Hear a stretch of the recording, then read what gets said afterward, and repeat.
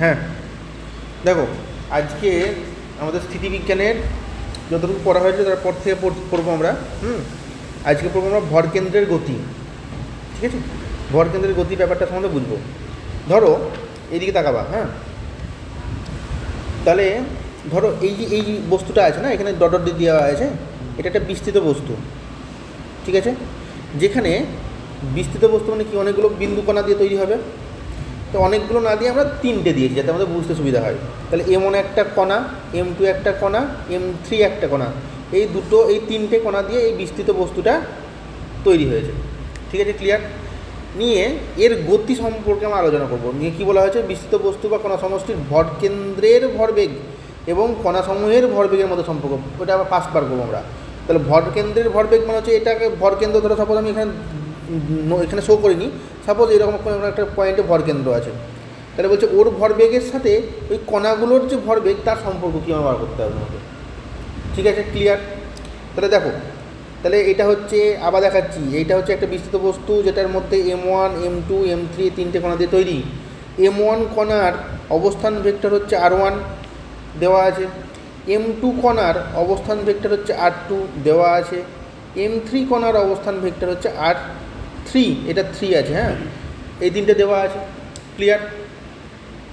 আচ্ছা, তাহলে এবার লেখা আছে, দেখো বস্তু কণা সমূহের ভরকেন্দ্রের অবস্থান ভেক্টর আমি বলে দিয়েছি আর সেন্টিমিটার না, তাহলে সেন্টার অফ মাস মানে হচ্ছে এইরকম কোনো একটা জায়গায় সেন্টার অফ মাস আছে, তার অবস্থান ভেক্টর কত হবে, RCM হলো, এই কথা বলা আছে। তাহলে আমি আগের দিনকে পড়েছিলাম যে সেন্টার অফ মাসের পজিশন ভেক্টর কী হবে, যদি 3Dতে হয় XI cap, YJ cap, ZK cap, হবে না যদি তার স্থানাঙ্ক X, Y, Z হয় তবেই এরকম লিখতে পারবো আমরা, তাই তো? তাহলে সেটাকে আমি এই ফর্মে লিখছি। দেখো, তাহলে এক্সটা কি, XI ক্যাপ, এক্সের আই ক্যাপের এক্সটা কি, ওই দেখো সেন্টার অফ মাসের ফর্মুলা যেটা ছিল না অবস্থান ভেক্টরের, তার ফর্মুলা। ঠিক আছে, সেন্টার অফ মাসের পজিশন ভেক্টরের মানে এক্স কোঅর্ডিনেটের ফর্মুলা। তাহলে M1 x1 বা MI xi, মানে এখানে 1 বসাতে পারি, M1 x1 plus M2 x2 plus M3 x3 by M1 plus M2 plus M3 এরকম করে করেছিলাম। ঠিক আছে, তার মানে হচ্ছে এটা হচ্ছে এক্স পজিশনের ভেক্টর। তাহলে এটা যেহেতু 3Dতে আছে, তাহলে এক্সেরও হবে, ওয়াইয়েরও হবে, জেডেরও হবে, কিছুই না, আলাদা কিছু না, চাপ খাওয়ার কিচ্ছু নাই। তোমরা যে ফর্মুলা আগে পড়েছিলে, যে সেন্টার অফ মাসের ফর্মুলা, এই দেখো, এই দিয়ে দেখাও, M1 x1 plus M2 x2 করেছিল তো, বাই M1 প্লাস M2, মনে করছে, ওটাই বাড়বে। ঠিক আছে, আর কিছুই না, এক্সের ক্ষেত্রে এটা, ওয়াইয়ের ক্ষেত্রে এটা, জেডের ক্ষেত্রে এটা। ঠিক আছে, ক্লিয়ার? এবার তুমি বলবে স্যার বাকি স্যার আমি এরকম সামেশন কেন দিলেন? আরে বাবা, কণা তো 3খানা হবে, দুটো হবে, তখন মানে নাই 1 লক্ষখানা কণা হতে পারে, তার জন্য এই ফর্মুলা, এই সামেশনের জন্য দেওয়া আই দেওয়া আছে। আইয়ের ভ্যালু হচ্ছে 1 থেকে যতগুলো কণার উপর জন্য এটা অ্যাপ্লাই হবে। ঠিক আছে, তাহলে দেখো ভালো করে দেখবা, তাহলে এই যে নিচে এম মানে সামেশন অফ এমগুলো আছে, সেগুলো যদি যোগ করা হয় তাহলে আলটিমেটলি যোগ করলে এটা লসাগু হবে। সেই লসাগুটা এটার সাথে ক্রস মাল্টিপ্লিকেশন করা যাবে। দেখো ক্রস মাল্টিপ্লিকেশন করেছি, আর centre of mass into summation of mass equal to ওটা যেটা আছে সেটাই MI xi, MI yi নিয়ে, MIটা কমন নিয়ে XI y cap, I cap, YI J cap, ZI K cap. এটাকে আবার কি, এটাকে আর ভেক্টর, পজিশন ভেক্টর, কার আপাতত r vector i cap j cap দিয়ে আছে, তো তার জন্য আই দিচ্ছি আপাতত। তো দেওয়ার পর এটাকে কী হবে, এটা আলটিমেটলি টোটাল মাস হবে, total mass into centre of মানে position vector of centre of mass equal to হচ্ছে MI তো ছিলই, এটা হচ্ছে আর আই হয়ে গেল, আই আছে, এই জন্য আর আই হয়ে গেল। আচ্ছা, তাহলে এখান থেকে কী দেখতে পাচ্ছি, এটা হচ্ছে এটা কার ভরবেগ, এটা সেন্টার অফ মাসের ভরবেগ, তাই না? তাহলে সেন্টার অফ মাসের ভরবেগ ইকুয়াল টু কী হয়ে গেল, ওই যে কণাগুলোর আলাদা আলাদা করে ভালো করে বুঝবা, এটাকে যখন সব আয়ের ভ্যালু 1 বসালে কী হবে, M1 R1, তারপরে প্লাস M2 R2, হবে না? তাহলে আলাদা আলাদা করে প্রত্যেকটা কণার যে ভরবেগ তাদের সমষ্টির সাথে সমান হচ্ছে না, সমষ্টিতে কিন্তু আবার ভেক্টর সমষ্টি, এটার জন্য মাথায় থাকে। তাহলে এখান থেকে দেখতে পাচ্ছি, এইখান থেকে এই কথাটা ক্লিয়ার হবে যে এটা হচ্ছে সেন্টার অফ মাসের তোমার ভরবেগ। কেন? কারণ সেন্টার অফ মাসের মাস এটা, আর এটা হচ্ছে ডিস্ট্যান্স। ভরবেগ করিনি এখনো, ভরবেগ করিনি এখনো, ডিটি দিয়ে ভাগ করলে ডিটি করে দিলেই হয়ে যাবে, ডেরিভেশন করে দিলেই হয়ে যাবে। এখান থেকে দেখো, এখানে দেখো এম ডিআর ডিটি আর cm dt equal to M to the constant dr dt. তার মানে এখান থেকে এবার বলতে পারি এই যে এর ভরবেগ, তাহলে এটা হচ্ছে সেন্টার অফ মাসের ভরবেগ ইকুয়াল টু ইন্ডিভিজুয়ালি প্রত্যেকটা কণার ভরবেগের সমষ্টির সাথে সমান। ওটাই লিখেছি পরে দেখো লাল করে একদম লেখা হয়েছে যে ভর কেন্দ্রের ভরবেগ সমান কণাসমূহের ভরবেগের লব্ধি। ব্যাপারটা আলটিমেটলি এই নতুন নতুন, এটা ব্যাপারটা নতুন তো তার জন্য কেমন কেমন লাগতে পারে, কিন্তু ব্যাপারটা কিছুই না। মনে মনে ভাববা যে ভর কেন্দ্র মানে একটাই কনসেপ্ট তোমাদের বলেছিলাম যে প্রত্যেকটা বিন্দু বিন্দু কণা আছে তাদের সেগুলোকে সাবি করলে রিপ্লেস করে যে কণাটা পাবো সেই কণাটা ভর কেন্দ্র। তাহলে ভর কেন্দ্রের ভরবেগ যা হবে ওদের ওদের আলাদা আলাদা ভরবেগ সমস্ত সমান বা ক্লিয়ার। ঠিক আছে, এটাকে সহজভাবে ধরতে হবে। হ্যাঁ, এটাকে ফার্দার যদি ডেরিভেটিভ করা হয়, ফার্দার যদি আবার তাহলে কী হবে, তাহলে ডিভিডিটি করলে কি ত্বরণ হয় না? তাহলে এই ত্বরণটা হচ্ছে কা ত্বরণ, সেন্টার অফ মাসের ত্বরণ। তাহলে M a of centre of mass equal to individually. তার মানে ওটাই তো পড়েছিলাম আমরা, কোনো বস্তুকে যদি বল প্রয়োগ করা হয়, বিস্তৃত বস্তু হয়, তাহলে সেন্টার অফ মাসে যে বলটা প্রয়োগ করা হয়েছে তাহলে ইন্ডিভিজুয়ালি প্রত্যেকটা কণার উপর যে বল প্রয়োগ করা হয়েছে তাদের সমষ্টির সাথে সমান হবে, একই ব্যাপার। তাহলে ভর কেন্দ্রের উপর প্রযুক্ত বল সমান হচ্ছে কণাসমূহের উপর প্রযুক্ত বলের লব্ধি। এই হচ্ছে ব্যাপার, আর কিছু না। তাহলে এই পার্টটা বুঝতে পারা গেল। বোঝাও না বুঝলে আমি টাইম দিচ্ছি, পজ করছি ভিডিও। এবার যে টপিকটা পড়ব সেটা হচ্ছে বলের ভ্রামক, ইংরেজিতে বলা হয় মুভমেন্ট অফ ফোর্স। এটা খুবই ইম্পর্টেন্ট টপিক। হ্যাঁ, ভালোভাবে বুঝতে হবে কী জিনিস। তা কী বলছে আগে সংজ্ঞাটাই পড়ি। সংজ্ঞাটাই বলা আছে কি, ধরো সাপোজ আমি বলছি কোনো একটা বস্তুকে যদি বল প্রয়োগ করা হয়, যদি বস্তুটার ঘূর্ণন হয় তবেই তখন এই বলের ভ্রামক কথাটা, এই টার্মটা তবেই প্রযোজ্য হবে। তার সাথে সাথে একটা নামও তোমরা হয়তো শুনেছো টর্ক। ওই টর্কটা একটু আলাদা, টর্ক একটু আলাদা, টর্ক একটু আলাদা। টর্কটা পরে পড়বো, পরেও যখন আগ্রহণ করবো। আপাতত আমরা এই টার্মটা পড়বো, বলের ভ্রামক, বা এটাকে ইংরেজিতে বলা হয় মুভমেন্ট অফ ফোর্স। তাহলে কী জিনিস সেটাকে জেনারেলি আমরা জি দিয়ে ডিনোট করবো। ঠিক আছে, তো সংজ্ঞাটা বলছে কোনো বস্তুর ওপর যদি বল প্রয়োগ করা হয় তাহলে এখানে ইনডাইরেক্ট কিছু বলা নাই, কিন্তু ইনডাইরেক্ট আমাদেরকে বুঝে নিতে হবে তো বস্তুটা ঘুরছে, না ঘুরলে ঘূর্ণাক্ষ টার্মটা আসতো না। তাহলে প্রযুক্ত বল এবং কোনো ঘূর্ণাক্ষ থেকে ওই বলের ক্রিয়ারেখার এই যে টার্মটা আছে না, বলের ক্রিয়ারেখার লম্ব দূরত্ব, এটা যদি প্র্যাকটিস না করলে বুঝতে পারবো না। এটা যত প্র্যাকটিস করবো তত বুঝতে পারবে যে এই বলের ক্রিয়ারেখার লম্ব দূরত্ব ব্যাপারটা কী জিনিস। ঠিক আছে, দেখবো আমরা আস্তে আস্তে ক্লিয়ার হবে। তাহলে সাপোজ আমি একটা উদাহরণ দিচ্ছি। এটা হচ্ছে তোমার ধরো সাপোজ এটা দেখতে মোটামুটি এই চাপা কলের মতো লাগছে না? তা এটা ধরো সাপোজ এই হ্যান্ডেলটা, এটা এখানে তুমি বল দিয়েছো, ঠিক আছে, ফোর্স দিয়েছো। তাহলে এটা কাকে কেন্দ্র করে ঘুরছে, এটা ঘুরে না, মানে ঘুরছে বলে পুরোপুরি 100%, মানে পুরোপুরি না ঘুরলেও কিছুটা তো ঘুরছে। এবার প্রথমে তো ছিল এখান থেকে এত দূর পর্যন্ত এসছে তো রে বাবা, আসেনি? তাহলে এই যে আলম্বটা আছে না, এই আলম্বকে কেন্দ্র করে ঘুরছে, এটা আলম্ব। ঠিক আছে, তো এই আলম্বটা হচ্ছে এইটা। তাহলে এখানেই ঘূর্ণাক্ষ থাকবে। তাহলে কীরকম হবে, এই বিন্দুকে কেন্দ্র করে আমি যেখানে দেখাচ্ছি, যে খাতায় লিখছি সেই খাতার তল বরাবর উপর নিচে। ঠিক আছে, তাহলে ঘূর্ণাক্ষ হচ্ছে এইটা। তাহলে এখান থেকে বলের এটা হচ্ছে ক্রিয়াশীল বল। তাহলে এটা এবং এই ঘূর্ণাক্ষ থেকে এই বলের ক্রিয়ারেখার লম্ব দূরত্ব, মানে এখানে ক্রিয়া করেছে এখানে, তাহলে এটার মধ্যে লম্ব দূরত্ব হচ্ছে, তুমি যদি বলো স্যার এটা হবে না, লম্ব দূরত্ব কিন্তু অ্যাকচুয়ালি এইটা হবে। ওটাই বলার চেষ্টা করছি যে কোনো ঘূর্ণাক্ষ থেকে ওই বলের ক্রিয়ারেখার লম্ব দূরত্ব, ক্রিয়ারেখা না। আমি বললাম তোমাকে স্যার এটা ক্রিয়ারেখা, এটা ক্রিয়ারেখা না, এটা ক্রিয়া পয়েন্ট, মানে এক বিন্দু, ক্রিয়ারেখা মানে হচ্ছে যে লাইন বরাবর ক্রিয়া করছে, দ্যাট ইজ ক্রিয়ারেখা। বুঝতে পারা গেল না? তাহলে এটা হচ্ছে ক্রিয়ারেখা, এটা হচ্ছে তাদের মধ্যে লম্ব দূরত্ব। বুঝতে পারা গেল? এবার যদি বলটা এভাবে কাজ করতো লম্ব দূরত্ব কোনটা হতো বলো তো দেখি, এইটা ক্রিয়ারেখা হতো, লম্ব দূরত্ব তখন এটা হতো। বলো, বুঝতে পারা গেল? ক্লিয়ার? মানে যে লাইন বরাবর ভেক্টরটা কাজ করবে, ফোর্স ভেক্টর বা বল ভেক্টর, সেই বরাবর আমি স্ট্রেট লাইনটা নেবো, উপর নিচে একদম পুরোপুরি টেনে দেবো, নিয়ে ওই লাইন থেকে আলম্ব অক্ষ বা ঘূর্ণাক্ষ ওটাতে লম্ব দূরত্ব বার করবো, নিয়ে ওই দুটো টার্ম ফোর্স ইন্টু তাদের মধ্যে ডিস্ট্যান্স, এই দুটো টার্ম যদি গুণ করে দিই, সেই গুণফল দিয়ে যে আমি ভেক্টর রাশি পাবো, সেই কথাটাই বলা আছে। দেখো গুণফলের কথা এখানে বলা নাই, যাই হোক এই দুয়ের সমন্বয়ে মানে এখন গুণফল, ঠিক আছে? ক্রিয়ারেখার লম্ব দূরত্ব এবং প্রযুক্ত বল এর সমন্বয়ে যে ভেক্টর রাশিটি ওই বস্তুর মধ্যে ঘূর্ণন প্রবণতার সৃষ্টি করে, এর মধ্যে ঘূর্ণন প্রবণতার সৃষ্টি হয়েছে হয়নি, সৃষ্টি করে তাকে ওই ঘূর্ণাঙ্কের সাপেক্ষে প্রযুক্ত বলের ভ্রামক বলা হয়। ক্লিয়ার না? তাহলে বলের ভ্রামক G equal to F into D, যেখানে এফ হচ্ছে প্রযুক্ত বলের মান আর ডি হচ্ছে কি আমি দেখিয়ে দিলাম এক্ষুনি ঘূর্ণাঙ্ক থেকে বলের ক্রিয়ারেখার লম্ব দূরত্ব। ক্লিয়ার না? আচ্ছা, তাহলে অ্যাকচুয়ালি এখানে কি বলেছে প্রথমেই দেখো যে ভেক্টর রাশিটি, তাহলে মোমেন্ট অফ ফোর্সটা কী হবে, ভেক্টর কোয়ান্টিটি হবে না? তাহলে একটা ভেক্টর রাশি হবে, it is also a vector, কিন্তু কি ভেক্টর হচ্ছে অ্যাক্সিয়াল ভেক্টর, অক্ষ ভেক্টর। মনে করছে তোমার যদি বলে অ্যাঙ্গুলার মোমেন্টাম, তারপরে অ্যাঙ্গুলার ভেলোসিটি, মানে অ্যাঙ্গুলার বাংলা ঘিরে বললাম কৌণিক বেগ, তারপরে কৌণিক তোমার ভরবেগ, কৌণিক ত্বরণ, এসব ছিল না? ওগুলো সব ডিরেকশন কোন দিকে ছিল বলো তো দেখি?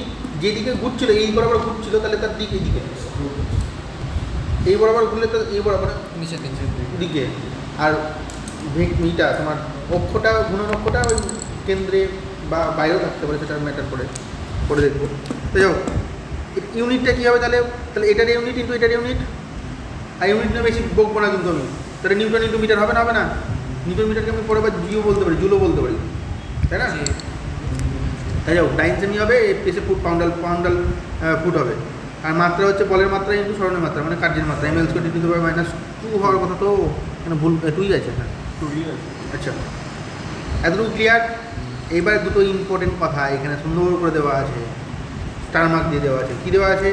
বলের ভ্রামক বস্তুতে যদি বামাবর্তী ঘূর্ণন, বামাবর্তী মানে হচ্ছে অ্যান্টি ক্লকওয়াইজ, দ্যাট ইজ হচ্ছে অ্যান্টি ক্লকওয়াইজ, তাই না?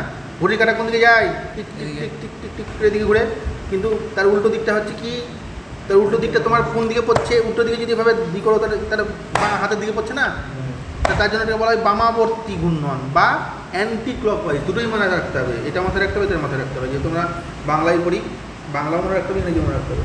এটা হচ্ছে এটাতে কী ঘূর্ণন হয়েছে, এটাতে এইভাবে বল দিলে কী ঘূর্ণন হবে, এটাতে বামাবর্তী ঘূর্ণন হবে না? তাহলে তখন এই যে মোমেন্ট অফ ফোর্স পাবো এফ ইন্টু ডি, সেই মোমেন্ট অফ ফোর্সটা হচ্ছে ওটার যেহেতু বল, যেহেতু ভেক্টর, তার ডিরেকশন থাকবে, ওটাকে ধরে নেওয়া হয়েছে পজিটিভ, ওটাকে ধরে নেওয়া হবে কি পজিটিভ। এটা হচ্ছে কি, এটা হচ্ছে তোমার এটা হচ্ছে কনভেনশন, আর কিছুই না। তুমি যদি একটা নেগেটিভ দিলে এটা উল্টোটা পজিটিভ হতো, ওটা কিছু না। তাহলে যাও, তাহলে এই দিকে যদি ঘূর্ণন প্রবণতা সৃষ্টি করে অ্যান্টি ক্লকওয়াইজ, তাহলে সেটার বলের ভ্রামক কী হবে? পজিটিভ, ধনাত্মক বা পজিটিভ। যদি আমি এখানে বল না দিয়ে এইখানে বল দিতাম, তাহলে এইভাবে ঘুরতো, এরকমভাবে ঘোরার চেষ্টা করতো।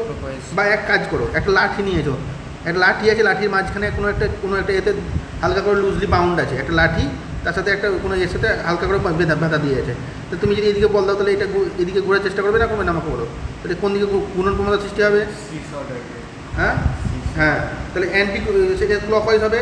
ক্লকওয়াইজ ঘূর্ণন প্রবণতা সৃষ্টি করলে সেক্ষেত্রে বলের ভ্রামক যেটা হবে, সেই বলের ভ্রামকটা কী হবে? ঋণাত্মক হবে। বলের ভ্রামকটা কী হবে? ঋণাত্মক বা নেগেটিভ হবে। বলো ক্লিয়ার না? ও ঠিক আছে, ক্লিয়ার। আচ্ছা, আর এটা যদি ভেক্টর ফর্ম, যেহেতু এটা ভেক্টর কোয়ান্টিটি, তাহলে ডিরেকশন জানতে হবে না, যাবো না? তাহলে ভেক্টর, এটা হচ্ছে জিটা হচ্ছে বলের ভ্রামক, তাহলে G equal to r cross F, not গুণ, not into, this is cross multiplication of vector. তাহলে ভালো করে দেখবা, এবার আমার দিকে দেখাও, সব তো মনে হবে না। This is the vector form. তাহলে আরটা কী বললাম? আর ভেক্টরের দিক হচ্ছে আলম্ব বিন্দু থেকে বাইরের দিকে, এই যে আলম্ব বিন্দু হয়, আলম্ব বিন্দু থেকে বাইরের দিকে হবে তোমার আর ভেক্টরের ডিরেকশন। ঠিক আছে, ক্লিয়ার? আচ্ছা, ভালো কথা। এখানে কি ছবিটা কেন দিয়েছি? এই ছবি একটা উদাহরণ, এবার যে তোমরা এটা জিনিসটা বুঝলে তার প্রমাণ দেখবো আমরা। দেখো এই ছবিটা ভালো করে লক্ষ্য করো, এই ছবিতে দেওয়া আছে, দেখো এটা হচ্ছে আলম্ব বিন্দুটা, এই একটা বস্তু, সেই বস্তুতে বিভিন্ন বল প্রয়োগ করা হয়েছে, F1 বল প্রয়োগ করা হয়েছে, F2 বল প্রয়োগ করা হয়েছে, F3 বল প্রয়োগ করা হয়েছে। ঠিক আছে, এবার এই তিনটে বলের জন্য তোমাকে যদি বলা হয় যে এই বস্তুর ওপর লব্ধি তোমার তোমার বলের ভ্রামক কত হবে, তাহলে এখানে এই বলের জন্য একটা বলের ভ্রামক পাবো, এটার জন্য একটা পাবো, এটার জন্য একটা পাবো, নিয়ে সবগুলোকে বীজগাণিতিক যোগ করবো, মানে হচ্ছে উইথ ডিডাকশন যোগ করতে হবে। F1 0 হবে না? তাহলে F1 বলটা আলম্ব বরাবর কাজ করলে এই F1 বলটা কি এর মধ্যে কোনো ঘূর্ণন প্রবণতা সৃষ্টি করবে না। তাহলে F1 বলের জন্য বলের ভ্রামক কত হবে, F1 ইন্টু এর মধ্যে দূরত্ব 0, তাহলে 0 হবে। তাহলে এই বলটা F3 বলটার জন্য ঘূর্ণন প্রবণতা কোন দিকে করছে, ক্লকওয়াইজ, তাহলে নেগেটিভ হবে। আর ভ্যালু কত হবে, F3 ইন্টু ওএন। দেখো লেখা আছে, দেখো F2 জন্য প্রথমে হচ্ছে F3 জন্য 0, এবার F2 জন্য কী হবে দেখো, F2 ইন্টু ওএম আছে না, F2 ইন্টু ওএম, এটা অ্যান্টি ক্লকওয়াইজ ঘূর্ণন প্রবণতা সৃষ্টি করবে না বস্তুর মধ্যে, তার জন্য প্লাস আছে। দেখো আবার F3টা মাইনাস, একটু আগে প্রথমে বললাম F3 ইন্টু ওএনটা মাইনাস হবে, তাহলে F2 into OM minus F3 into ওএন, ছবি অনুযায়ী মিললো না। এবার এইটা এটা আমি তো জানি না কোনটার ভ্যালু কোনটা, এটা আলটিমেটলি ক্যালকুলেট করে ডেটা থাকলে, যখন আমাদেরকে ডেটা প্রোভাইড করা থাকবে, ডেটা থাকলে ক্যালকুলেট যখন করবো, ক্যালকুলেট করে আলটিমেটলি যদি এটার ভ্যালু পজিটিভ পাই, তার মানে এটা কী সৃষ্টি করবে, কোন দিকে ঘূর্ণন হবে, অ্যান্টি ক্লকওয়াইজ ঘুরবে, তার মানে ধনাত্মক তো তখন মানে বামাবর্তী হবে, মাইনাস হলে দক্ষিণাবর্তী হবে, হয়ে গেল গল্প শেষ। বলো ক্লিয়ার না? বেশ ভালো। এবার দেখবো গাড়ি, আমি বলেছিলাম মনে পড়ছে, এই যে এটা রাস্তা ধরো, এরকম রাস্তা, ছবি দেখতে পাচ্ছ, আশা করছি ছবি দেখতে পাচ্ছ, এরকম রাস্তা, এরকম টাইপের, তার মানে তার রাস্তাটা এইভাবে ঘুরছে, তার মানে হচ্ছে তার এটা হচ্ছে তার কেন্দ্র বাঁকের। বলেছিলাম বেশি স্পিডে গাড়ি ঘুরলে গাড়ি এরকম করে উল্টে পাল্টে এদিকে ঘুরে পড়াই, মানে আলটিমেটলি প্রথমে এইভাবে উল্টে যাবে। তোমরা ফর্মুলা 1 রেসিংয়ে দেখেছো যে উল্টে এই দিক বরাবর উল্টে যায়, ফ্লিপ করে যায়, তাহলে এরকমই কেন হয় তার ব্যাখ্যা এখন আমরা দেখবো। আগে পড়েছিলাম সেটা আলাদা গল্প ছিল, ওসব ভাবিনি আমরা। এখানে অনেক কিছু জিনিস, ওই যে বলেছিলাম আগের দিনকে একটা কথা বলেছিলাম মনে পড়ছে, যে পড়ি এবার টপিক কী আছে আমাদের, এই টপিকটা হচ্ছে অনুভূমিক বৃত্তাকার পথে গতিশীল ট্রেনের কথা বাদ দাও, এবার গাড়ির উল্টে না যাওয়ার শর্ত, ঠিক আছে? কী শর্ত, তাহলে তার আগে আমাকে গাড়িটার সম্বন্ধে একটু দেখি, গাড়িটা কেমন দেখতে, কিসের গাড়ি, টাটা না মহিন্দ্রা গাড়ি দেখি, তো এটা দেখে কার গাড়ি লাগছে রে, টয়োটা লাগছে, যাই হোক অল্টো 800 তো যাই হোক। দেখো এইটা হচ্ছে গাড়ির এ চাকা, এটা হচ্ছে গাড়ির বি চাকা, ঠিক আছে? এইটা হচ্ছে এই চাকার সাথে ঘর্ষণ সবসময় কিন্তু এইদিকেই কাজ করবে, বি চাকার সাথে ঘর্ষণ কিন্তু এইদিকেই কাজ করবে।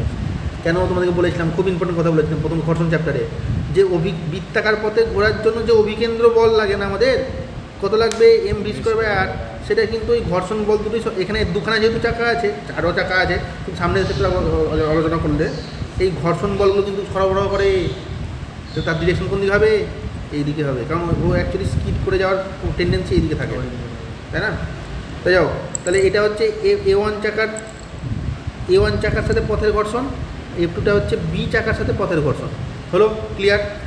এটা হচ্ছে জিটা হচ্ছে কি, গাড়ির ভরকেন্দ্র, এদিকে দেখা, জি হচ্ছে গাড়ির ভরকেন্দ্র, আর ডিটা হচ্ছে এ চাকার বি চাকার মধ্যবিন্দু। মোট দূরত্ব যদি 2s হয়, তাহলে এখান থেকে এতটুকু s, এখান থেকে এতটুকু s, আর এই অনুভূমিক যে রাস্তা, সেখান থেকে এই যে ভরকেন্দ্র আছে তার দূরত্ব h ধরে নেবো, সব লিখে দিয়েছি, দেখো লেখা থাকবে, দেখতে হবে একটু। এই দেখো দুটো চাকা, এ চাকা বি চাকা, তাদের মধ্যে দূরত্ব দেখো, মাঝে মধ্যবিন্দু বরাবর দূরত্ব দেখো s করে দেওয়া আছে, এবং জি যদি ভরকেন্দ্র হয় GD = h, দেখো GD = h লিখে দিয়েছি, সব বলে দিয়েছি। যা বাবা ধরেছি আমি, কেন বলেছে টি না রে বাবা, এটা এরকম অ্যারো দিয়ে দেখা আছে, টি না, ঠিক আছে? এইটা থেকে দূরত্ব s, এখান থেকে দূরত্ব s, মধ্যবিন্দু থেকে ধরেছি, কেন ধরেছি সব দেখবো, কারণ আছে 2s কেন ধরলাম, s ধরতে পারলাম, তো যাও। তাহলে আমি একটু আগে যেটা বললাম, তাহলে ঘর্ষণ বলে সমষ্টি কী করবে, অভিকেন্দ্র বলতে সরবরাহ করবে না করবে। আচ্ছা, এবং আর একটা জিনিস বলা হয়নি, আর এই চাকার ওপরে একটা লম্ব প্রতিক্রিয়া বল কাজ করবে না, সেটা ধরে নিয়েছি R1, বি চাকার ওপর লম্ব প্রতিক্রিয়া বলটাকে ধরে নিয়েছি R2, ঠিক আছে? তো দেওয়ার পর R1 + R2 = গাড়ির ভর মোট ওজন হবে না আমাকে বলো, হবে, মোট ওজন হবে। আচ্ছা, ভালো কথা।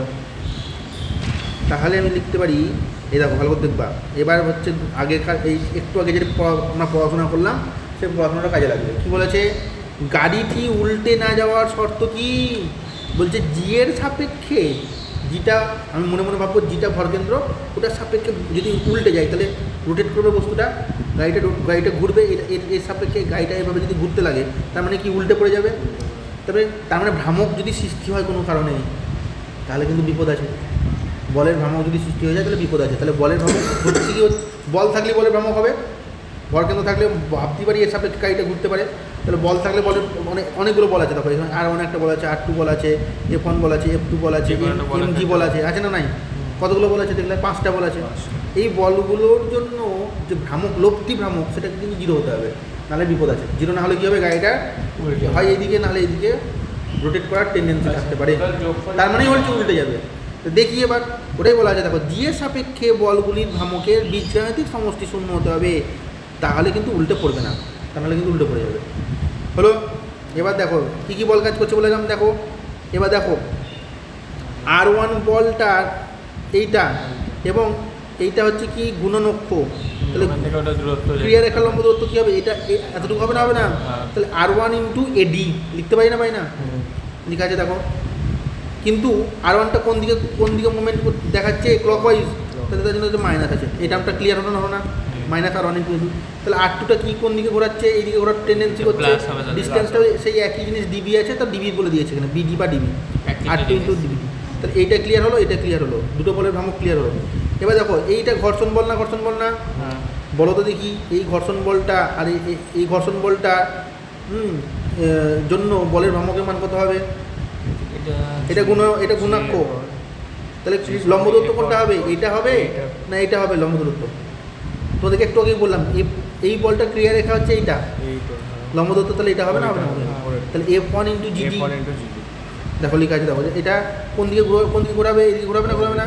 অ্যান্টিক্লক স্কয়ার প্লাস হবে, তাহলে F1 × DG বা GD, F2 × DG আছে না নাই? F2টাও সেম করবে, দেখো সেম দিকে আছে না? বলো ক্লিয়ার না, ক্লিয়ার না? তাহলে এইগুলো সব যোগ করলে কী হবে, 0 হবে। ঠিক আছে, এই 0টা ল্যাংচা হয়ে গেছে, এটা কিন্তু 0, হ্যাঁ? তো যাও নিয়ে আলটিমেটলি এটাও S, এটাও S ছবি অনুযায়ী, বুঝি? আর এটাও H, তাহলে F1 + F2 × H, আর এটা S হলো। এবার ক্যালকুলেশন, এটাকে 3 নম্বর ইকুয়েশন দিলাম।